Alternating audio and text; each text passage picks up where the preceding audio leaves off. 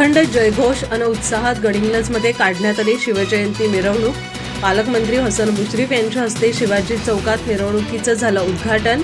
क्षणचित्राच्या माध्यमातून पाहूयात या जल्लोषी मिरवणुकीचा आढावा।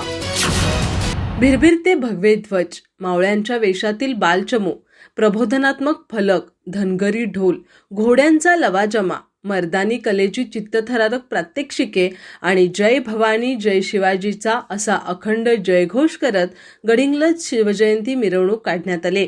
राज्याचे पालकमंत्री हसन मुश्रीफ यांच्या हस्ते शिवाजी चौकात मिरवणुकीचं उद्घाटन झालं। अबालवृद्धांसह महिलांचाही मिरवणुकीत सहभाग होता। पाहुयात क्षणचित्राच्या माध्यमातून या जल्लोषी मिरवणुकीचा आढावा।